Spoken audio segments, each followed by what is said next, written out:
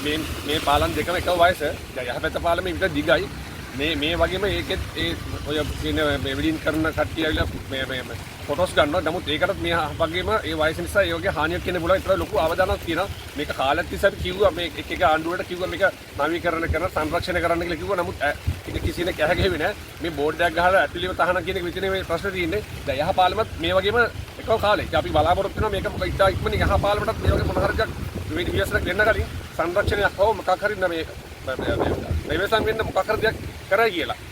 මේ ජීවිත හානියක් අනුනමෙන් බෙරලා තියෙන්නේ. ඉතින් අපි මේ සංචාරක වැඩ කරන මේ අපේ මේ ප්‍රදේශීය සහෝදරයෝ ගොඩක් මේ පාර්ලිමේන්තුවෙන් පොට්ටුල යනවා. ඉතින් මේ කීර කාලේ සංරක්ෂණය කරා නම් මේක ඇත්තටම මේ විවසනයක් මේරුනේ පුදුම හාස්කමකින්. මේ කවුරු හරි ගියා නම් විදේශයේ කීදෙත් මැරෙන්න පුළුවන්ද? මේ අද වෙලා තියෙන ඇතුළේ ගඟ යට බැලුවා අපි මේරනවා. ඉතාමත් දරුණු තත්ත්වයක් වෙත තියෙන අපි මේ නොපිනුනට. ඉතින් අපි කියන්නේ මේක ඉක්මනින් මේ පාර්ලිමේන්තුවත් ඉතා ඉක්මන සංරක්ෂණය කරලා හරි මොකක් හරි හොඳ විසඳුමකට එන්න කියලා. ඉතින් අපිට බෙන්තර මිනිස්සුන්ට දීප මේ පෞරාණිකම ස්ථානයක් බෙන්තර පාලම කියන්නේ 1902 මේ නිර්මාණය වෙච්ච ඇත්තටම අපි පහුගිය සම්බන්ධීකරණ රැස්වීම වලදී හැම තැනකදීම මේ පාලමේ තියෙන අවදානම් තත්ත්වය කිව්වා. ඇත්තටම දැන් සති දෙකකට ඉස්සෙල්ලා මේ දුම්රිය දෙපාර්තමේන්තුවෙන් හා මාර්ග සංවර්ධනයේ සියලුම රාජ්‍ය නිලධාරීන් සහභාගී වෙච්ච වෙලාවේ ඔවුන් කියා සිටියා මේක අවදානම් තත්ත්වයක තියෙන පාලම ඉවත් කරන්නයි මේ පොලිස් ලබා දීලා තියෙන්නේ කියලා විලිහලින්. ඉතින් ඒ කරලා මම හිතන්නේ විශාල මුදලක්. මට මතකයේ හැටියට ලක්ෂ 400කට වගේ ආසන්න මුදලක්ද ලක්ෂ 40කට වගේ ඔන්න ඔහොම ගාණක් තමයි කිව්වේ මේකට මේ කඩා අයින් කර ඉවත් කරන්න. හැබැයි අපි හැමෝගෙම මේ යෝජනාවක් තිබුණා මේක සංරක්ෂණය කරලා ගොඩ ගන්න පුළුවන් තත්ත්වයක ඉන්න එක අපේ ඒ සියලු දෙනාගේම සියලු ඒ සැලැස්මවල් මං හිතන්නේ ක්‍රියාත්මක කරන්නත් පෙර අද ඊයේ රාත්‍රී දිනේදී පාලම ගිලා බැහැලා තිනවා.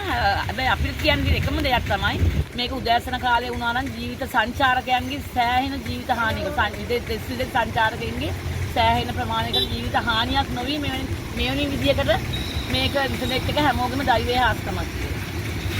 මේ බෙන්තර පුරවැය කියන්නේ සංචාරක ව්‍යාපාරයේ පුරෝගාමී ප්‍රදේශය.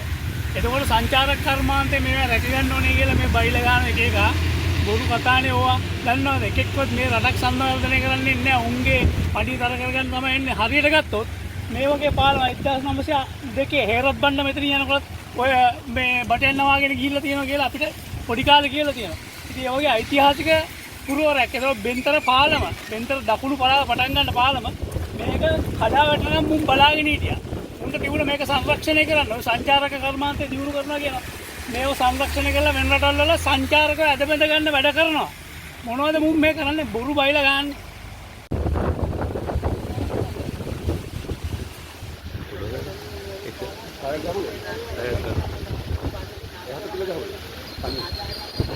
ඒක